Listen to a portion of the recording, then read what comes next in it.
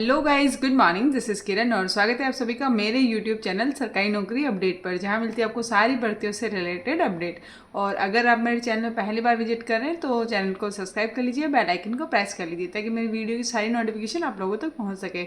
और आज अपन बात करेंगे रीट वालों की, जो रीट प्री के एग्ज़ाम्स दे रहे हैं उन वाले बच्चों के लिए। अगर आप ने ऑलरेडी पढ़ लिया है और आपको क्विक रिवीजन करना है तो भी ये वाली वीडियो आप लोगों के लिए बहुत ज़्यादा हेल्पफुल रहने वाली है। और या फिर वो बच्चे जो ओनली 30 डेज में पढ़ने वाले हैं तो उनके लिए ये साइकोलॉजी का ये वाली वीडियो एक साइकोलॉजी के लिए मतलब आपके लिए हेल्पफुल रहने वाली है।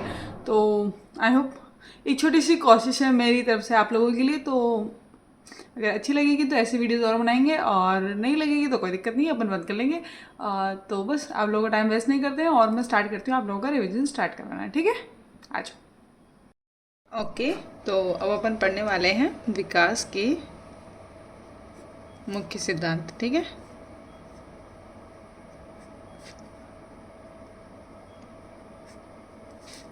विकास के मुख्य सिद्धांत। ठीक है, और इसके अंदर अपन सबसे पहले लेने वाले हैं मनोविश्लेषणवादी सिद्धांत। मनोविश्लेषणवादी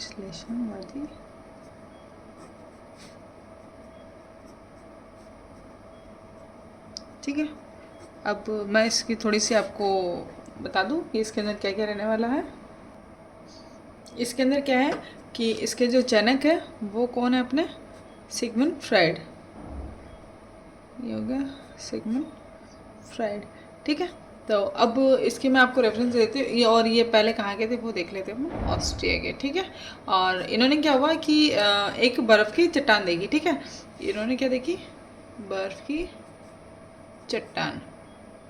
इन्होंने बर्फ़ की चट्टान देखी और इन्होंने क्या देखा, उसको 3 पार्ट में डिवाइड किया इन्होंने। एक ये चट्टान है मान लो, है ना, तो इसको इन्होंने क्या करा, 3 पार्ट में डिवाइड किया।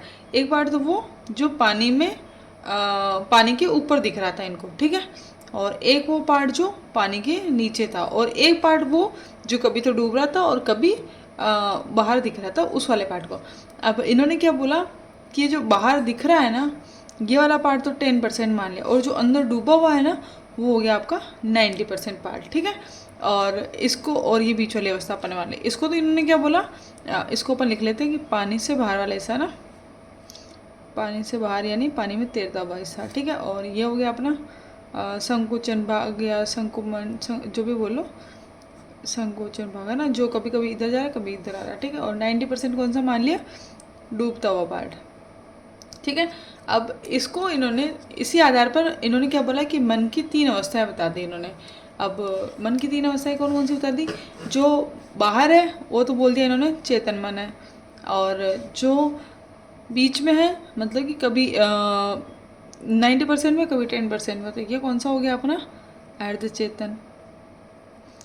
ठीक है, और 90% क्या हो गया, अचेतन मन। ठीक है, अब इन ये 3 भाग में इसको मन को इन्होंने क्या करा, 3 भागों में बांट दिया। अब देखो चेतन मन क्या होता है, जिसके अंदर जो आप प्रत्यक्ष ज्ञान जो होता है या जो आपकी फीलिंग्स है वो वाली चीज़ें।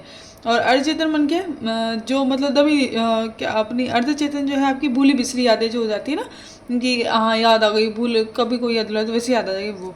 और डूबता हुआ यानी अर्धचेतन मन क्या हो गया, जिसके अंदर आपकी जो दमित इच्छाएं हैं उनको बोलते हैं। अब ये जो दमित इच्छाएं जो होती है इनको है ना, इनका यूज़ अपन जो पागल इंसान होते हैं मतलब उनके इलाज के अंदर इसका उपयोग किया जाता है। ठीक है, पागलों के इलाज में इसका उपयोग होता है। ठीक है, और इसके अलावा फिर ये मन की अवस्थाएं समझ में आ गई। और इन्होंने क्या बोला था, देखो स्वप्न विश्लेषण विधि जो है जिनमें पागलों का इलाज किया जाता है, उस विधि के जो जनक हैं वो भी सिगमंड फ्राइड है।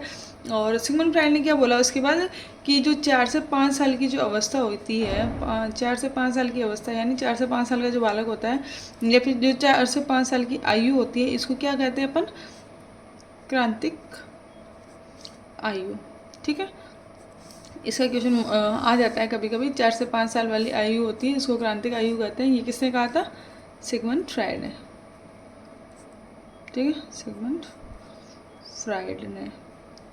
ठीक है, और इसके बाद है सिगमंड फ्राइड ने क्या बोला कि इसमें भी इन्होंने, सिगमंड फ्राइड ने ना 3 ग्रंथियों का विकास किया।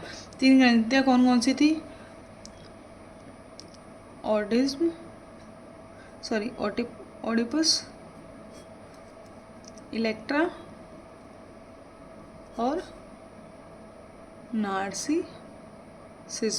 ठीक है, इन्होंने इन्होंने ये 3 ग्रंथियों का विकास, मतलब 3 ग्रंथियाँ बता दी। तो ओडिज्म के ओडिपस क्या होता है कि जो बालक होता है, मतलब कि यानी जो मेल बालक जो होता है, उसका माँ से अधिक मोह होता है उसको। ठीक है, यानी कि माँ से अधिक मोह होता है। और ये क्या होता है कि पितृ विरोधी, यानी पापा के खिलाफ। और इलेक्ट्रा जो होती है, ओडिपस आपको नाम से पता लग जाएगा, लड़कों के अंदर है। इलेक्ट्रा जो है वो बालिका के अंदर होती है। और ये क्या होती है, मतलब पिता से अधिक मोह होता है इसके अंदर। ठीक है, आपने बच्चों को देखा होगा, तो बच्चे जब छोटे बच्चे होते हैं तो जो लड़के होते हैं वो माँ से ज़्यादा लगाव रखते हैं, और जो लड़कियाँ होती हैं वो पापा से ज़्यादा लगाव होता है, यानी कि मातृ विरोधी हो जाएगी। और नार्सिसिज्म क्या होता है, नार्सिसिज्म क्या होता है कि जो लड़के और लड़की होते हैं वो खुद के अंदर ही लीन रहते हैं, उनको किसी से कोई मतलब नहीं होता, उनको अपने सजने संवरने से। और ये सबसे ज़्यादा जो किशोरावस्था होती है उसके अंदर ये चरम सीमा पर होती है ना, किशोरावस्था में होगी चरम सीमा पर। ठीक है, और इसके अंदर खुद को संभालने के लिए उनकी प्रवृत्ति पाई जाती है। ठीक है, अब इसको है कि सिगमंड फ्राइड ने क्या करा, व्यक्तित्व के आधार पर मन को है 3 भागों में बांट दिया। किसके आधार पर, व्यक्तित्व के आधार पर ना, के आधार पर 3 भागों में बांट दिया, सॉरी भागों में बांटा। अब वो 3 भाग कौन कौन से हैं, पहला तो हो जाएगा अपना इड, दूसरा हो जाएगा अपना ईगो, और तीसरा हो जाएगा अपना सुपर ईगो। ठीक है, इसमें ज़्यादा कुछ याद रखना नहीं है, मैं ऐसे आपको समझा देती हूँ। इड क्या होता है, इड के अंदर ये बचपन से होता है, और ये दोनों बाद में अपने अंदर आती है, मतलब ये जन्मजात होती है, और ये दोनों मतलब आप बाहर से गेन करते हो इसको। ठीक है, और इसमें अपन जो बालक होता है वो अपराधी प्रवृत्ति और वैसा होता है ना, और जो मतलब खुद के मन की करने वाला बालक होता है वो इसके अंदर आता है ना। और ये जो बाल्यावस्था में है, ये वाली अवस्था है वो प्रबल रूप से पाई जाती है। ठीक है, और ये अपने मतलब मन की सुख शांति के लिए ये वाली ईगो होती है कि हाँ मैं जो अपन बच्चे अड़ जाते हैं ना, वो वाली जो किसी के ना माने वो ईड आ गया। ईगो क्या है, ईगो इन दोनों को बैलेंस करता है। ठीक है, तो ईगो के अंदर क्या आ जाएगा कि आप अपनी जो प्रॉब्लम है, मतलब आपके सामने क्या सिचुएशन है, आप उसके हिसाब से रिएक्ट करते हो, तो आप इसमें ईगो के अंदर आ जाते हो। मतलब ये अर्ध चेतन वाली, ये चेतन मन हो गया, ये अर्ध चेतन वाली अवस्था हो जाती है, और ये आपकी अचेतन वाली अवस्था, ऐसे समझ लो। ठीक है, तो ये जन्मजात है, और ये मतलब ये तो मैंने डिवाइड कर दिया, और ये जन्मजात, और वैसे मैंने पूरी बताती। ईगो क्या होता है कि ईगो आपको बैलेंस करें, जैसे कोई कलाकार है, ठीक है, मान लो कोई हीरो है, तो वो जैसे आपकी रोमांटिक वाली मूवी में रोमांस वाला, या फिर मतलब एक्ट करता है, या फिर आपकी जो लड़ाई दंग वाले मूवी में है तो उसमें गुस्से वाला एक्ट करता है, वो सब चीज़ें इसके अंदर आ जाती है, मतलब ये। और जो सुपर ईगो है, सुपर ईगो क्या होता है कि जो साधु संत होते हैं ना, बिल्कुल जो आध्यात्म से जुड़े होते हैं, जिनको फालतू लड़ाई दंगों से कोई मतलब नहीं होता है, वो सब इसके अंदर आते हैं ना। इसको धार्मिक प्रवृत्ति या फिर संस्कृति प्रवृत्ति भी बोलते हैं। ठीक है, मतलब एकदम जो आदर्श व्यक्ति होता है ना, वो इसके अंदर आ जाएगा। ठीक है, तो समझ में आ गया। तो आदर्श और ईगो, मतलब आदर्श और जो आपके बिल्कुल नटखट वालों को बैलेंस करता है वो ईगो होता है। ठीक है, और आजकल वैसे भी अगर आप इस वाले प्रवृत्ति के हो तो ज़्यादा फायदे में रहते हो। ठीक है, और ये आपको समझ में आ गया होगा। और अब इसमें क्या हो गया कि है ना, सिगमंड फ्राइड ने क्या बोला कि प्राणी की जो मूल प्रवृत्तियाँ होती है 2 प्रकार की होती है। इसने क्या करा, मूल प्रवृत्तियों को 2 भागों में बांट दिया। कौन कौन सी, इरोज और थैनेटोस, इरोज और थैनेटोस 2 प्रवृत्तियों में बांट दिया। ठीक है, ये आपकी जीवन मूल प्रवृत्ति हो गई, और ये आपकी मृत्यु मूल प्रवृत्ति हो गई, मृत्यु मूल प्रवृत्ति। इसके अंदर थैनेटोस है, इसके अंदर आपके जो आप चोर चपाटी डकैत वो सब आ जाएंगे, और जीवन मूल प्रवृत्ति इसके अंदर साधु संत और ये सब चीज़ें आ जाएंगी। ठीक है, तो आपको मनोविश्लेषण अच्छे से समझ में आएगा, क्या याद रखना है। इसने जो मनोविश्लेषण वाले हैं, तो इसके जनक कौन है, सिगमंड फ्राइड है, ऑस्ट्रेलिया के थे। इन्होंने एक बर्फी चट्टान देखी, इसमें से जो बाहर वाला हिस्सा था उसको इन्होंने 10% में डिवाइड किया, और जो अंदर डूबा हुआ था उसको 90% में डिवाइड किया, और बीच वाला भाग था जो कभी बाहर था कभी अंदर था, ठीक है। और इसके बाद इनको चेतन और 3 भागों में बांट दिया मन की अवस्थाएं, चेतन, अचेतन और अचेतन, ठीक है। फिर 4 से 5 साल की आयु है उसको क्रांतिक आयु कहा, और ये किसने कहा? सिगमंड फ्राइड ने। और फिर इन्होंने क्या करा, इसमें जो ओडिपस, इलेक्ट्रा और नॉर्सिसिज्म 3 प्रकार से इनको डिवाइड कर दिया। और इसमें जो ओडिपस है ये आपकी जो ग्रंथियाँ है ना, ये आपकी 3 प्रकार की ग्रंथियाँ, इनको तीनों तो जो नाम से पता लग रहा है आपको ज़्यादा याद रखने की जरूरत नहीं पड़ेगी। ओडिपस मतलब मेल्स में होगी और माँ से अधिक प्रेम होगा, और इलेक्ट्रा जो बालिकाओं में होगी पिता से अधिक प्रेम होगा, और नार्सिसिज्म में किशोर अवस्था में होगी, चरम सीमा पे होगी, मम्मी पापा दोनों से लगाव नहीं होगा, खुद से लगा होगा। और फिर इसमें व्यक्तिगत के आधार पर 3 भागों में बांट दिया। और ईडी को सुपर ईगो, ईड किस में होगा? जो अपना सेल्फिश इंसान है उसके अंदर, और सुपर ईगो किस होगा? जो गिवन वाली नेचर का होगा वो, और ईगो क्या हो गया? जो इन दोनों को बैलेंस आउट करता है। मूल प्रवृत्तियाँ इन्होंने कौन से बता दी? इरोस और थैनेटोस। थैनेटोस में जो अपना ईगो वाले आदमी है वो आ जाएंगे, और इरोस में आपके सुपर ईगो वाले आदमी आ जाएंगे, ठीक है। तो आपको ये वाला तो समझ में आ गया होगा। इसके बाद अपन चलते हैं संज्ञानात्मक विकास के अंदर, संज्ञानात्मक विकास सिद्धांत के अंदर। अब अपन लेते हैं अपना संज्ञानात्मक विकास सिद्धांत, ठीक है। संज्ञानात्मक विकास सिद्धांत, ठीक है। इसके जो जनक है वो कौन है? जीन पियाजे। ये हो गए अपने जीन पियाजे, ठीक है। और ये कहाँ के थे? स्विट्जरलैंड के ना, स्विट्जरलैंड के, ठीक है।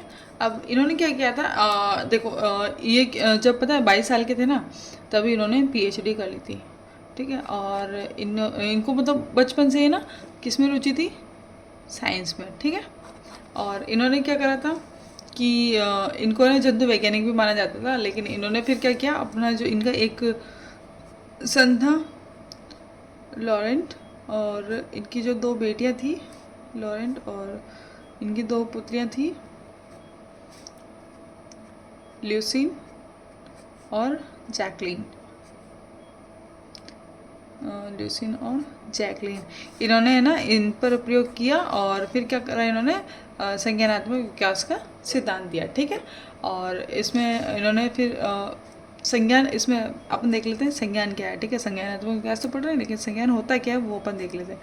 जो देखो, जो भी अपने दिमाग में नए ख्याल या फिर जो भी अपने दिमाग में नया ज्ञान उत्पन्न होना, यानी कि मस्तिष्क में निर्मित नवीन ज्ञान को ही संज्ञान कहते हैं, ठीक है। निर्मित नवीन ज्ञान, मस्तिष्क में निर्मित नवीन ज्ञान ही क्या कहला रहा है? अपना संज्ञान कहला रहा है, ठीक है। और अविकास किसको कहते हैं? विकास जो अपने जन्म से लेके मृत्यु तक जो चलता है, मृत्यु तक चलने वाले संपूर्ण चक्र को, तक चलने वाले संपूर्ण चक्र को अपन क्या बोलते हैं? विकास बोलते हैं, ठीक है। जैसे जैसे बालक बड़ा होता है उसके हिसाब से उसकी योग्यताएं और चीज़ें बढ़ती रहती है, ठीक है। और फिर इसके अंदर अपन देख लेते हैं कि क्या बोलते हैं, जो विकास की विभिन्न अवस्थाओं को संज्ञान योग्यताओं का अध्ययन काल यानी संज्ञानात्मक विकास काल भी कहते हैं, ठीक है। और फिर जीन पियाजे ने है ना इसको क्या बोला था? अवस्था का सिद्धांत नहीं, जीन पियाजे ने इस सिद्धांत को अवस्था का सिद्धांत या विकास की अवस्था का सिद्धांत भी कहा था, ठीक है। और हाँ, और फिर इसने क्या करा था कि अपने को पता है कि ये साइंस में ज़्यादा इंटरेस्टेड था, और इसको अपन जंतु वैज्ञानिक भी बोलते ही है ना, तो इन्होंने वहाँ से एक शब्द लिया स्कीमा, ठीक है। अब स्कीमा क्या होता है? जो व्यवहारों का संगठित रूप, यानी जितने भी आपके व्यवहार हैं उनका एक साथ जो रूप होता है उसको अपन क्या कहते हैं? स्कीमा कहते हैं। व्यवहारों का संगठित रूप क्या होता है? संगठित रूप क्या होता है आपका? व्यक्तित्व, और अगर पता है, और इसको अपन क्या बोलते हैं, व्यवहारों के संगठित रूप को व्यक्ति को या फिर स्कीमा कहते हैं। बहुत सी बार क्वेश्चन आता है स्कीमा क्या होता है, व्यवहारों का संगठित रूप होता है, ठीक है। और इसके बाद है ना, देखो अगर कोई इंसान होता है जो समायोजन नहीं कर पाता है ना, तो उसमें उसको क्या करना पड़ता है कि जैसे व्यवहारों का व्यवहारों में बहुत सी बार ऐसा होता है कि अपन समायोजन नहीं कर पाते, तो क्या होता है इसके बाद उसको क्या करना होता है, स्कीमा में चेंजेस लाने पड़ते हैं। स्कीमा में चेंज लाना, तो स्कीमा में चेंज लाएंगे तो उसको क्या करेंगे अपन, अनुकूलन बोलेंगे।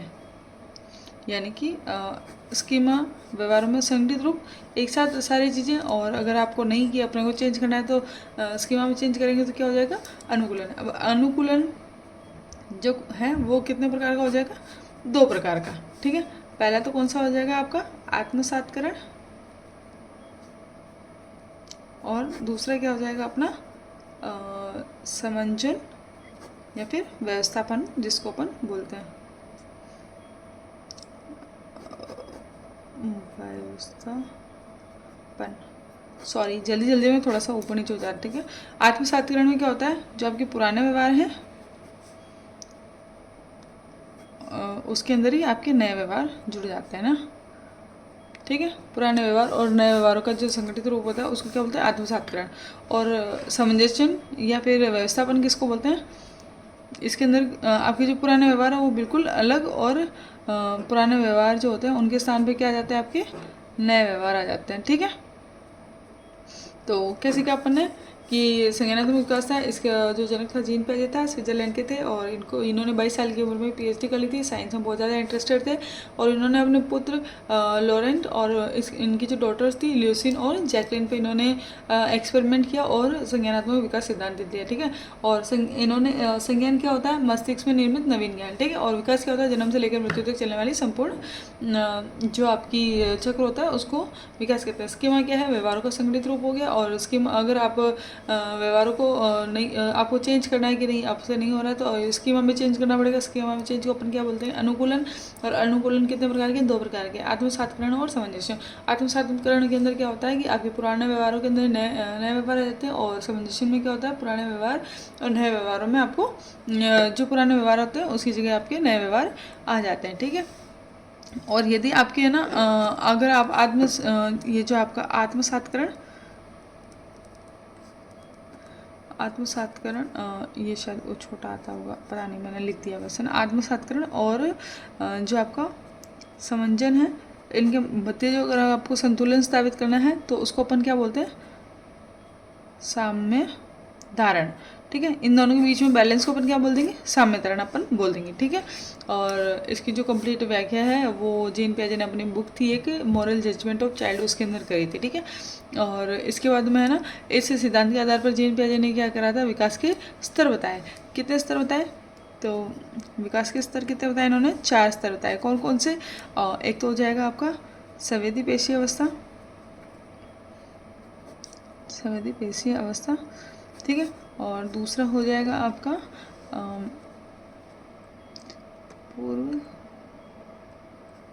पूर्व संक्रियात्मक अवस्था ना, पूर्व संक्रियात्मक अवस्था, ठीक है। और इसके बाद हो जाएगी आपकी मूर्त संक्रियात्मक अवस्था, और इसके बाद हो जाएगी आपकी अमूर्त संक्रियात्मक अवस्था,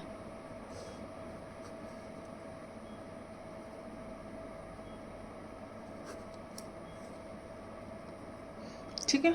अब इसके अंदर अपन देख लें तो ये वाली जो है 0 से 2 साल की हो जाएगी, ये 3 से आपकी 2 मतलब 0 से 2, 10 से 7, 7 से 11, और 11 से आपकी हो जाएगी ये वाली 11 से 15 साल की, ठीक है। ठीक है, ये आप नाम याद रखने और कौन सी अवस्था में क्या आता है वो मैं आपको समझा देती हूँ, ठीक है। ये 4 अवस्थाएं हो गई। और इसके अंदर मैं आपको बोल के समझा देती हूँ कौन सी इसके अंदर क्या चीज़ आती है, ठीक है। तो ये तो आपकी वही आपकी शिशुअवस्था और बाल्यावस्था और वो सब चीज़ें आ गई, ठीक है। तो देखो इसके अंदर जो बालक होता है वो फुली डिपेंड होता है अपने पेरेंट्स के ऊपर, ठीक है। हर चीज़ के लिए पेरेंट्स पे डिपेंड होता है, और मतलब किसी भी चीज़ को जो है उसकी खुशबू से या फिर उसके जो छू के पहचान सकता है, ठीक है। इसके अंदर उसकी जो है जो ज्ञानेंद्रिय और कर्मेंद्रिय होती है, उसी से वो सीखता है, ठीक है। देखकर, सुनकर, चखकर या फिर स्पर्श करके वो सीखता है, ठीक है। तो इसको इंद्रिय जनित अवस्था भी कहते हैं, जो आपकी संवेदी पेशी अवस्था है, ठीक है। पेशियों से कहा मतलब वो समझ आना होगा, ठीक है। और इसके अंदर वृत्ति अनुक्रियाएँ करता है, जैसे बार बार चीज़ों को दोहराना और ये सब चीज़ें करता है, ठीक है। जो शेषावस्था है उसको कम्प्लीटली वो यहाँ पर करता है, ठीक है। और इस अवस्था को अपने क्या बोलते हैं, मस्तिष्क से ओझल अवस्था यानी दृष्टि से ओझल और अवस्था भी कहते हैं। जैसे ही मतलब बच्चा होता है उसकी आंखों से किसी चीज़ से जो चीज़ होती है, मतलब मान लो कि एक बच्चे का खिलौना छुपा लिया आपने, तो खिलौना छुपाने के बाद वो ऐसे चीख चीख के होता है, तो वही आंखों से ओझल या दृष्टि से ओझल इसको इसीलिए कहा जाता है, ठीक है। और इसके अंदर जो है बस इसके अंदर और ज़्यादा कुछ है नहीं। फिर इसके बाद आ जाता है अपन पूर्व संक्रियात्मक अवस्था 2 से 7 साल वाली। इसके अंदर क्या होता है कि जीवात्मक गुण पाया जाता है बालक के अंदर, ठीक है। और इसके अंदर जो बालक है वो गति करती हुई वस्तुएं जो होती है, निर्जीव वस्तुएं, वो जैसे जैसे मान लो कोई भी चीज़ मान लो हवाई जहाज उड़ रही है, तो है ना वो उसको भी जो सजीव समझने मतलब निर्जीव वस्तुएं होती है उसको वो जो बालक होता है वो सजीव समझने लग जाता है, ठीक है। और इसके अंदर बालक जो है वो आत्म केंद्रित होता है, क्योंकि ना बालक को ऐसा बालक खुद के बारे में सोचता है ना, ऐसे दूसरों के बारे में वो नहीं सोचता है। और इसको प्रज्ञा काल भी कहते हैं। और इससे अगर मतलब बालक जो होता है वो हर चीज़ पे झपटता है, ऐसे मतलब वो वाली अवस्था, ये वाली अवस्था हो जाएगी, ठीक है। और इसके बाद में है मूर्त काल की अवस्था, ठीक है। मूर्त काल के इस अवस्था में क्या होता है, बालक जो है चीज़ों को प्रत्यक्ष रूप से देखकर और उनके माध्यम से ज्ञान ग्रहण करता है, जो 7 से 11 साल वाली अवस्था होती है इसको ना। और इस अवस्था को क्या बोलते हैं, बालक की मौलिक तर्क और तथा चिंतन करने लग जाता है इस अवस्था के अंदर, ठीक है। और इसमें बालक जो होता है वो अपन जैसे अपन उसको बोल देते हैं कि जब टाइम देख के आ जाता है, तो वो ऐसे बता देता है कि बड़ी वाली घड़ी इस वाले कांटे पे, और वो ऐसे टाइम वगैरह और ये सब चीज़ें देखना सीख जाता है, ठीक है। और बालक मतलब ऐसे कौन सा क्या चीज़ ज़्यादा भारी है, क्या हल्की है, इन चीज़ों के बारे में वो बताने लग जाता है, ठीक है। और इसके अंदर संख्या ज्ञान यानी मतलब कि आरोही क्रम, अवरोही क्रम और इन सब चीज़ों के बारे में सीख जाता है, ठीक है। और इसके बाद है अमूर्त संक्रियात्मक अवस्था। तो इसके अंदर तो बालक पूरा ही अच्छे से चीज़ों को सीख ही जाता है, मतलब उसको बस जैसे कोई चीज़ है तो उसका नाम बता देते हैं, तो वो उसके बारे में आराम से अपने को एक्सप्लेन कर देता है, मतलब चीज़ को सामने रखने की उसको जरूरत नहीं होती है, ठीक है। और इसमें अभिसारी अपसारी चिंतन का विकास हो जाता है। और इसमें जो सृजनात्मक का विकास होता है वो चरम सीमा पर होता है, ठीक है। बस ये चारों जो अवस्थाएं हैं। और हाँ, ये वाला पॉइंट आपको याद रखना पड़ेगा, क्योंकि अगर आप याद नहीं रखोगे तो इसमें से क्वेश्चन आता है, संज्ञानात्मक वाला जो टॉपिक है इसमें से मोस्टली क्वेश्चन आते हैं, ठीक है। और इसके अलावा जो है जो एक दो एडिशनल चीज़ें याद रखनी है वो मैं बता देती हूँ। संवेदना ज्ञान की जो प्रथम सीढ़ी होती है वो यही होती है। इसके अलावा और इसके अलावा है एक जो जीन पियाजे के जो शिष्य थे जिनका नाम जेरोम ब्रूनर था, उन्होंने निदान और उपचार, उनका जो है निदान और उपचार से संबंधित सिद्धांत है। और जीन पियाजे ने क्या बोला था, जीन पियाजे के अनुसार संवेदना ही ज्ञान की पहली सीढ़ी, ये मैंने आपको भी बता दिया, ठीक है। तो आपको ये संज्ञानात्मक अच्छे से समझ में आ गया हो। और सॉरी यार, ये थोड़ा सा बड़ा टॉपिक है तो बहुत लंबा हो जा रहा है एक्सप्लेन करने के अंदर, ठीक है। तो अब अपन पढ़ेंगे मनोलैंगिक विकास का सिद्धांत, ठीक है। यह भी किसने दिया था आपने, सिगमंड फ्राइड ने, ठीक है। ये कहाँ के थे अपन ने पहले देख लिया था, ऑस्ट्रिया के ही थे, ठीक है। और इन्होंने क्या बोला था कि ना एक मतलब प्रत्येक प्राणी में एक विशेष प्रकार की शक्ति होती है ना, और उस शक्ति को इन्होंने क्या बोला था, लिबिडो, ठीक है।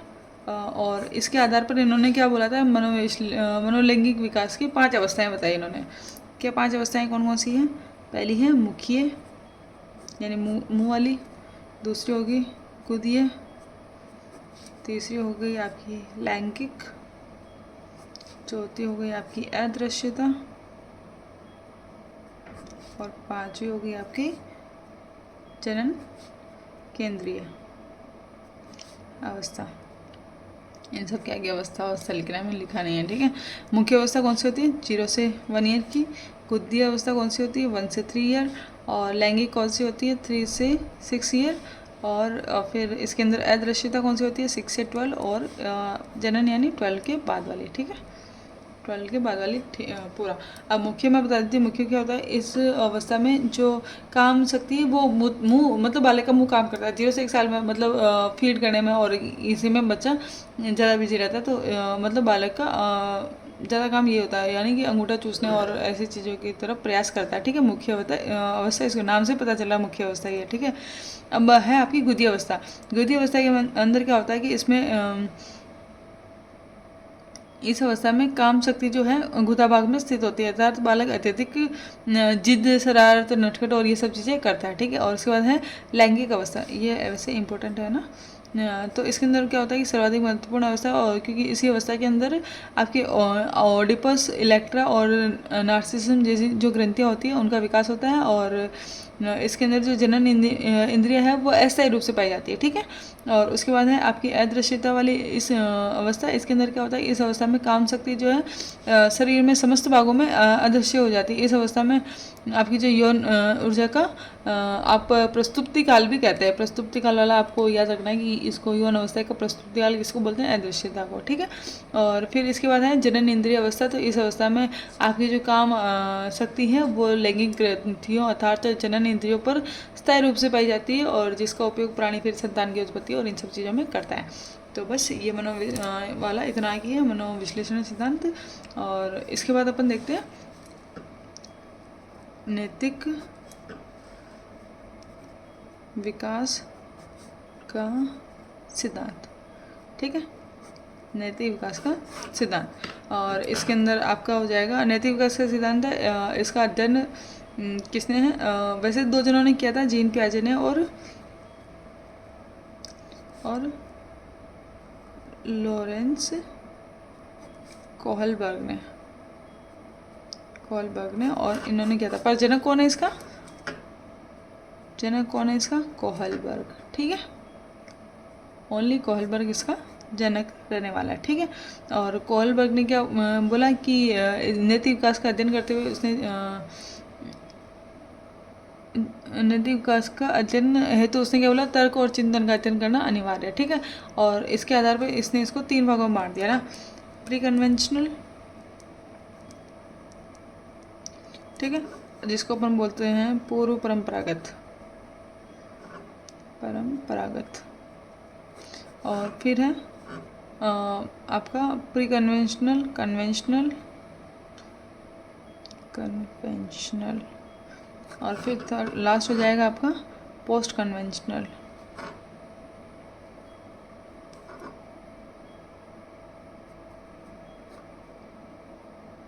मैं गलत लिख रही हूँ ना, यहाँ कन्वेंशनल आएगा, कन्वेंशनल मैं आधा लिख रही हूँ, ठीक है। ये पूर्व परंपरागत हो गया, ये परंपरागत हो गया, और ये आपका पश्च परंपरागत हो गया। अब इसके अंदर भी ये दो भागों में डिवाइड है, मतलब पहले आज्ञा, फिर क्या आ जाएगा आपका अहंकार, फिर आपके इसमें 3rd 4th इसमें आ जाएगा, और 5th और 6th इसमें आएगा अहंकार। फिर आपकी प्रशंसा और सामाजिक व्यवस्था यानी सम्मान, ठीक है। और फिर इसके बाद आएगा आपका सामाजिक समझौते, और फिर लास्ट में आ जाएगा आपका विवेक,